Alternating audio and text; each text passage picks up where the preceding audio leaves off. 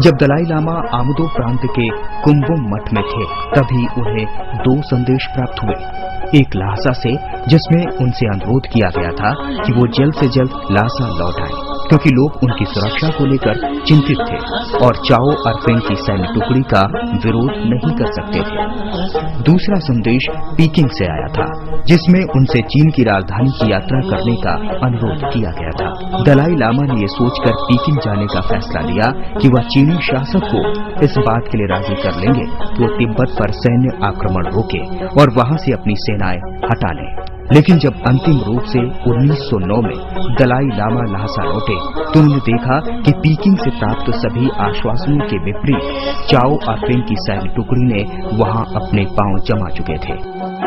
1910 के साल में मोनलम उत्सव के दौरान जनरल चुंग यिंग के नेतृत्व में लगभग 2000 बांचू और चीनी सैनिकों ने ल्हासा में प्रवेश किया और उन्होंने वहां नरसंहार घटनाओं को अंजाम दिया। एक बार फिर दलाई लामा को ल्हासा छोड़ना पड़ा।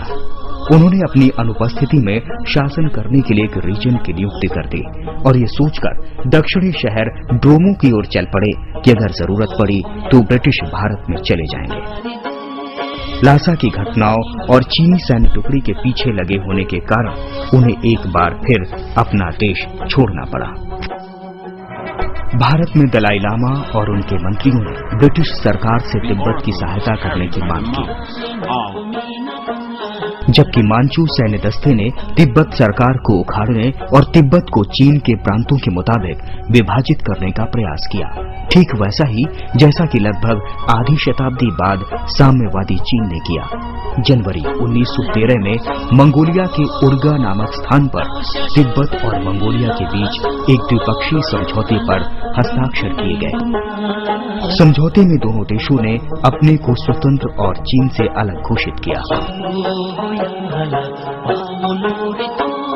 जनवरी 1913 में भारत से लौटने के बाद 13वें दलाई लामा ने वाटर आक्स साल के पहले महीने के 8वें दिन तिब्बत की पूर्ण स्वतंत्रता का एक औपचारिक घोषणा पत्र जारी किया। 13वें दलाई लामा ने अपने शासनकाल के दौरान उथल पुथल के बावजूद अंतर्राष्ट्रीय संबंधों की शुरुआत की, आधुनिक डाक और तार सेवाओं की शुरुआत की और तिब्बत को आधुनिक बनाने के प्रयास किए।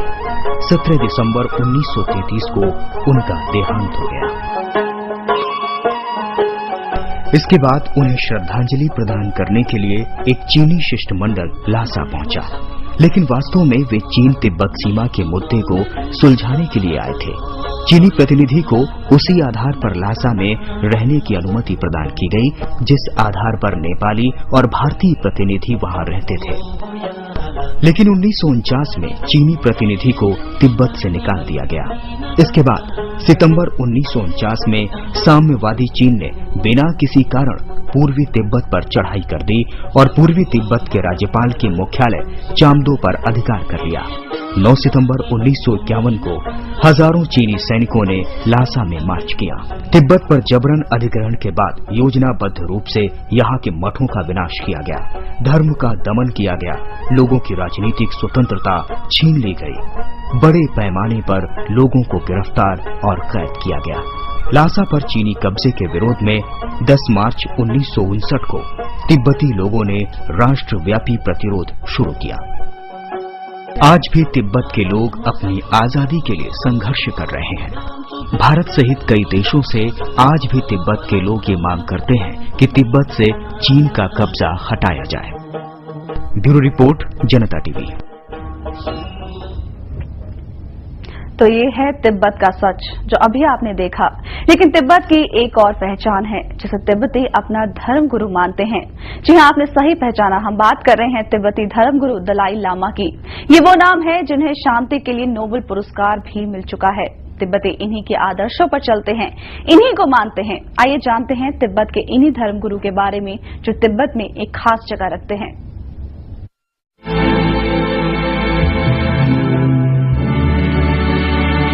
दलाई लामा एक ऐसी शख्सियत जिसने ताकत का सामना शांति और अहिंसा के विचारों के साथ किया। समूचे तिब्बत के प्रतीक पुरुष माने जाने वाले दलाई लामा शांति का संदेश देकर ही करोड़ों लोगों की प्रेरणा बने। उनकी शख्सियत ने तमाम सरहदों को पार करते हुए हर आम और हर खास व्यक्ति पर अपना असर छोड़ा।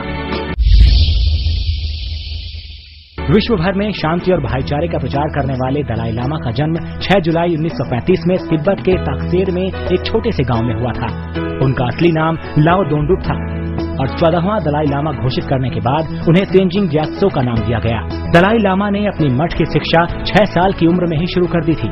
23 साल की उम्र में उन्होंने तिब्बत की राजधानी ल्हासा में जोखांग मंदिर से बौद्ध दर्शन में डॉक्टरेट हासिल की।